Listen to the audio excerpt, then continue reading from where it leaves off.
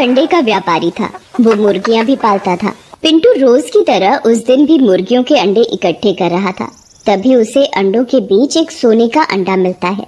अरे वाह, सोने का अंडा! ये तो सोने का अंडा देने वाली मुर्गी की कहानी की तरह सच हो गया मेरे साथ भी। राधा, ओ राधा, जल्दी आओ और देखो आज मुझे क्या मिला है। जी आ रही हूँ। अरे आना जल्दी से, तू भी देखेगी तो खुशी से झूम उठेगी। राधा जल्दी जल्दी घर से बाहर आती है और मुर्गियां जहाँ रखी रहती हैं वहाँ पहुँचती है। अरे क्यों इतना गला फाड़ रहे थे? अब बताओ ऐसा क्या हीरे तुम्हारे हाथ लग गए जो तुम्हें 2 मिनट भी सब्र नहीं हो रहा? अरे बात ही कुछ ऐसी है मेरी जलेबी भाई। फिर पिंटू राधा को सोने का अंडा दिखाता है। ये देख, क्यों रह गई ना आंखें फटी की फटी। अब तो हमारे भी अमीर होने के दिन आ गए। एक बारी पैसा आने दे, फिर देख शिमला हिमाचल सब जगह घुमाऊंगा। वो सब तो ठीक है, पर ये अंडा आया कहाँ से यहाँ? अरे तू आम खाना, गुठली क्यों गिन रही है? अरे अंडा आया है तो देने वाली मुर्गी भी तो होगी। क्यों ना हम वो मुर्गी ढूंढ कर बेच दे या उससे अंडा निकाल कर बेच दे। अरे बेवकूफ, वो कहानी का अंत नहीं देखा क्या? सोने का अंडा भी जाएगा और मुर्गी भी है? और अगर किसी को पता लग गया कि हमारे पास ऐसी कोई मुर्गी भी है तो डाका और पड़ जाएगा हमारे घर में। तो क्या करें फिर? इस सोने के अंडे को संभाल के रख देते हैं जब तक कि ये फूटने लायक ना हो जाए। क्या पता सोने के अंडे में से सोने की मुर्गी ही निकल जाए, ये भी तो हो सकता है, है? हाँ, ये तो तुमने एक नंबर की बात की। हो तो तुम स्मार्ट, बट देखने में ही भोंदू लगते हो। फिर राधा उस अंडे को संभाल कर रख देती है। अब तो हम भी माला माल होने वाले हैं। क्यों ना मैं ये बात साहूकार को बता के रखूं। इस दिन भी सोने की मुर्गी इस अंडे में से निकलेगी। मैं तुरंत अच्छे दामों में बेच दूंगा। फिर रात को राधा सो जाती है, पर पिंटू अपने ख्वाब में ही जग रहा होता है। तभी राधा की आंख खुलती है। अरे तुम सोए नहीं अब तक? ऊपर से ये लाइट जला कर रखी है, आधी रात गए। सोना नहीं है क्या? सवेरे काम पर नहीं जाना? अरे अपनी किस्मत अब जागी है, इसलिए अपन भी जागेगा। अब मुझे अंबानी बनने से कोई नहीं रोक सकता। ओहो, सर फिर गया है तुम्हारा। जागो, जगना है तो, पर मुझे सोने दो, और उसके लिए ये लाइट का बंद होना बहुत जरूरी है। राधा उठकर लाइट बंद करती है और वापस सो जाती है। अगली सुबह होते ही मुर्गे बांग देने लगते हैं। चिड़िया के चहकने और मुर्गे की बांग से राधा की नींद टूट जाती है। ओहो, लगता है सुबह हो गई। जरा देखूं तो सोने की मुर्गी बाहर निकली कि नहीं। वो जाके सोने का अंडा देखती है कि फूट गया या नहीं, पर जैसे ही राधा वो जगह देखती है वहाँ उसे अंडा रखा नहीं मिलता। अरे उठो, जल्दी उठो, देखो सोने का अंडा गायब है।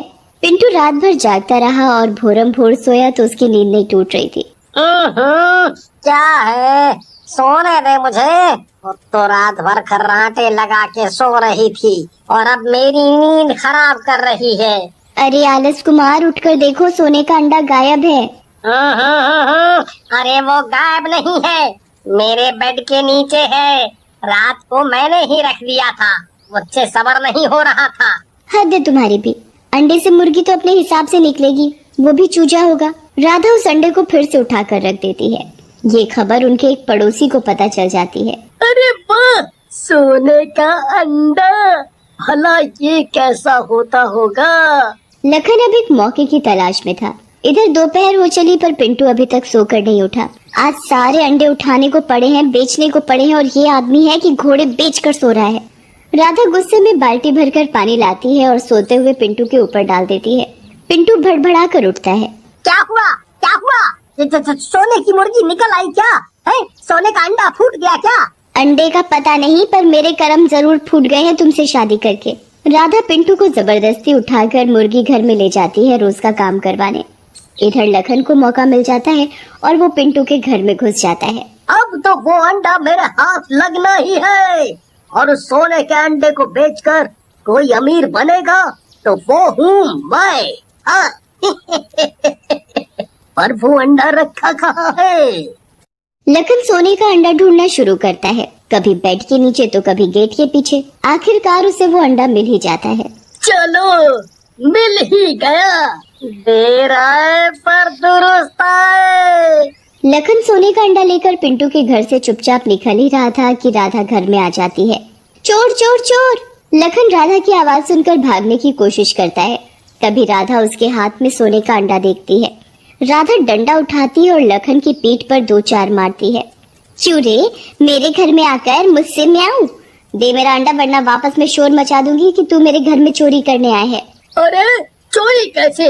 अगर तू सबको चिल्ला के बुलाएगी तो मैं भी सबको बताऊंगा इस अंडे के बारे में। अगर मेरा नहीं तो तेरा भी नहीं। राधा एक पल को सोच में पड़ जाती है। तभी पिंटू पीछे से आता है और लखन के हाथ से अंडा छीनने लगता है। छोड़ दे सोने के अंडे को, इस पर सिर्फ मेरा अधिकार है। छीन छान में सोने का अंडा फर्श पर जोर से गिर पड़ता है और उसमें से एक सुनहरे रंग का पक्षी निकलता है जिसके पंख भी होते हैं। अरे आ गई मेरी सोने की मुर्गी। ये मुर्गी नहीं, कुछ और जानवर है। जो भी है, ये सुनहरी है, मानो खरा सोना हो। अब मैं इसे बाजार में बेचने जाऊंगी। जैसे ही तीनों उसे पकड़ने के लिए आगे बढ़ते हैं, वो मुंह से आग के गोले फेंकने लगता है, क्योंकि वो कोई आम पक्षी नहीं बल्कि एक डायनासोर था।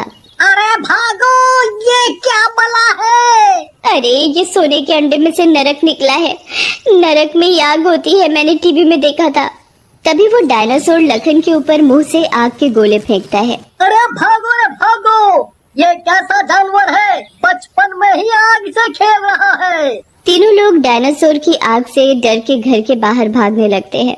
डायनासोर मुंह से आग फेंकता हुआ उड़ते हुए बाहर आ जाता है। पूरे गांव में आतंक छा गया। राधा भागकर सोनी के घर का दरवाजा बजाती है। सोनी सोनी जरा दरवाजा तो खोलो। सोनी राधा की आवाज सुनकर खिड़की से झांक कर देखती है। अरे बाप रे, ये इतना बड़ा उड़ने वाला पक्षी कौन है? ऊपर से मुंह से आग फेंक रहा है। सोनी दरवाजा तो खोलती नहीं, उल्टा खिड़की के दरवाजे भी बंद कर देती है।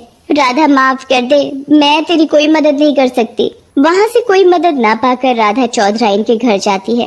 अरे कोई तो मेरी मदद करो, वरना वो नरक मुझे और मेरे पति को संभालेगा अपनी आग में। कोई मदद करो मेरी। इधर लखन और पिंटू डर के मारे भागते भागते जंगल पहुँच जाते हैं। डायनासोर भी उड़ता उड़ता जंगल में पहुँच जाता है। डायनासोर के मुंह से आग इतनी तेज निकल रही थी कि उसकी आग से जंगल के एक पेड़ में आग लग जाती है। तभी चमन जंगल के रास्ते से गुजरता है। अरे आग, जंगल में आग लग गई, मुझे जाके गांव वालों को बताना चाहिए। चमन भागे भागे गांव आता है और गांव वालों को आग लगने की खबर देता है। अरे भैया, मेरी तो बकरियां जंगल में चल रही थी, कहीं वो ना जल जाए। सोहिल बिना एक भी सेकंड गवाए जंगल की ओर भागता है। अरे भाई साहब, मैं तो चूल्हे पर खाना बनाती हूँ, जंगल जल गया तो मैं लकड़ियाँ कहाँ से लाऊंगी? वो भी भागने लगती है लकड़ियाँ लाने। इधर जंगल में लखन और पिंटू अपनी जान बचाकर एक गुफा में छुप जाते हैं। डायनासोर गुस्से में उन दोनों को ढूंढ रहा था। धीरे धीरे जंगल में आग फैलने लगती है। एक पेड़ से दूसरा पेड़, एक झाड़ी से दूसरी झाड़ी। देखते ही देखते आग काफी जंगल को दहला देती है। भगवान, मैं क्या करूं? सबको अपनी अपनी पड़ी है। किसी को बकरी गाय की चिंता है, किसी को लकड़ियों की। पर वहाँ मेरा पति, मेरा सुहाग खतरे में है। कैसे बचाऊं उन्हें?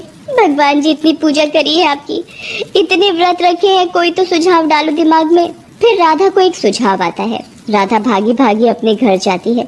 मेरा फोन कहाँ है? फोन कहाँ रखा था मैंने? राधा जल्दी जल्दी अपना फोन ढूंढ रही होती है। कभी तकिया के नीचे, कभी रसोई में जाकर देखती है। कुछ देर ढूंढने पर उसे उसका फोन मिल जाता है। अब मैं आग बुझाने वाली गाड़ी का नंबर ढूंढूं जरा। गूगल पर तो सब मिलता है, वैसे भी हर मर्ज की दवा मिल जाती है इंटरनेट पर, तो ये नंबर भी मिलेगा ही। राधा इंटरनेट से नंबर ढूंढकर फायर ब्रिगेड बुलाती है फोन करके। कुछ ही देर में सायरन बजाती हुई फायर ब्रिगेड आ जाती है। गाड़ी से 2 गार्ड निकलते हैं और जंगल में आग बुझाने लगते हैं। बौछार अपनी ओर आता देख डायनासोर की नजर उस गाड़ी पर जाती है। डायनासोर गुर्राने लगता है और तेज तेज आग उगलने लगता है। फायर ब्रिगेडियर डायनो के मुंह पर लगातार पानी मारते रहते हैं, जिससे उसे सांस लेने की भी फुर्सत नहीं मिलती। परेशान होकर वो आसमान में ऊंचा उड़ने लगता है और उड़ते उड़ते पता नहीं कहाँ चला जाता है। पिंटू दोबारा कभी सोने के अंडे के लालच में नहीं पड़ता और ईमानदारी से अपना काम करने लग जाता है। ऐसी नई नई प्रेरणादायी और मजेदार कहानियों के लिए किड्स कॉमिक्स चैनल को लाइक, शेयर और सब्सक्राइब करो।